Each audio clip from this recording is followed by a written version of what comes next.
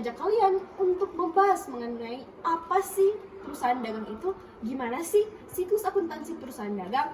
Nah, sebelum lanjut, kita kenalan dulu. Perkenalkan, nama saya Kim. Dan saya Vanisha. Dan saya Albert. Apa sih itu perusahaan dagang? Jadi, perusahaan dagang adalah kegiatan membeli barang dan menjualnya kembali tanpa melakukan perubahan terhadap barang tersebut terlebih dahulu. Kemudian, apa sih karakteristiknya? Karakteristiknya bisa dibagi menjadi beberapa bagian. Yang pertama, usaha yang dilakukan, di mana perusahaan dagang membeli barang dan menjualnya kembali tanpa melakukan perubahan. Kemudian, yang kedua, kegiatan akuntansi, di mana yang pertama menggunakan akun persediaan barang dagang. Kemudian yang kedua, ada perhitungan tanpa harga pokok penjualan.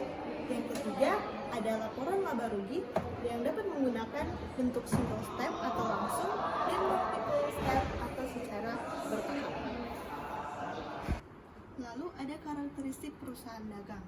Nah, untuk karakteristik perusahaan dagang, yang pertama ada membeli barang dagang secara kredit, yang kedua membeli barang dagang secara tunai, kemudian mengembalikan barang dagang, menerima potongan pembelian, membayar atau menerima perhitungan biaya angkut pembelian, menjual barang dagang secara kredit, menjual barang dagang secara tunai, menerima kembali barang dagang yang telah dijual, dan memberi potongan penjualan.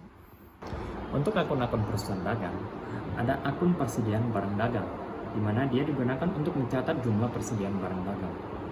Ada akun pembelian, yang digunakan untuk mencatat semua transaksi pembelian barang dagang.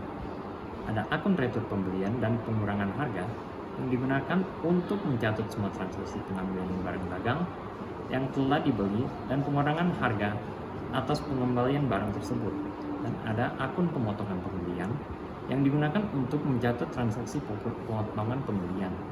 Ada akun beban angkut pembelian yang digunakan untuk mencatat semua transaksi pembayaran biaya angkut barang dagang yang dibeli.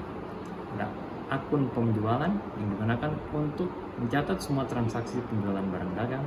Ada akun retur penjualan dan pengurangan harga digunakan untuk mencatat transaksi penerimaan kembali barang dagang yang telah dijual. Ada akun potongan penjualan yang digunakan untuk mencatat transaksi pemotongan penjualan. Untuk perusahaan dagang, ada syarat-syarat yang harus ditentuin. Yang pertama, syarat 2/10 dan N/30.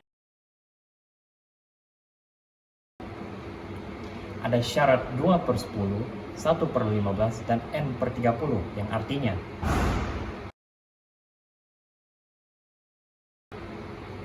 ada syarat N/60 yang artinya ada syarat end of the month yang artinya setelah syarat pembayaran pastinya ada syarat penyerahan barang, dan salah satunya adalah free on board shipping points, di mana syarat ini meletakkan bahwa barang dagang diserahkan di gudang penjual. Di mana syarat ini berakibat: 1. Biaya pengangkutan barang menjadi tanggung pembeli sejak barang itu diserahkan di gudang penjual. 2. Resiko atas barang, misalnya rusak atau hilang, sejak diserahkan di gudang penjual menjadi tanggung pembeli. Dan 3. Transaksi dianggap telah terjadi dan dapat dibukukan sejak saat barang diserahkan di gudang penjual. Selanjutnya, ada free on board destination point atau cost and freight, di mana syarat menyerahkan barang ini menyebutkan bahwa barang dagang diserahkan penjual di gudang pembeli. Syarat ini berakibat: 1. Biaya pengangkutan barang sampai barang diserahkan di gudang pembeli menjadi tanggung penjual jika barang diasuransikan selama pengiriman. Biaya asuransi juga menjadi tanggungan penjual. 2. Risiko atas barang selama dalam pengiriman menjadi tanggungan penjual. Dan ketiga, transaksi dianggap sah jika barang telah diserahkan oleh penjual di gudang pembeli. Lalu, metode apa sih yang digunakan dalam pencatatan persediaan barang dagang?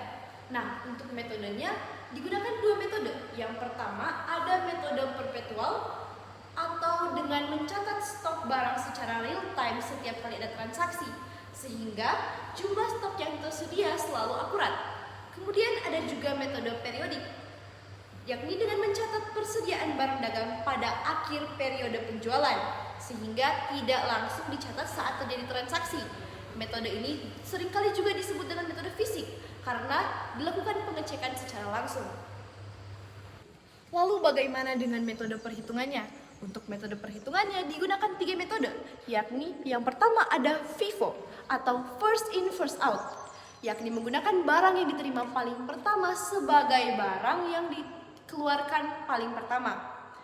Lalu ada metode LIFO atau last in first out. Dengan metode ini yakni menggunakan barang yang diterima paling terakhir sebagai barang yang akan dikeluarkan terlebih dahulu.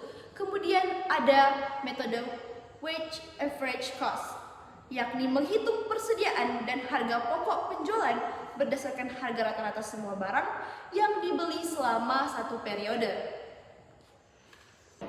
Nah, itu dia penjelasan dari kami. Sekarang udah tahu kan apa sih siklus akuntansi perusahaan dagang? Semoga kalian ngerti ya. Sampai ketemu lagi.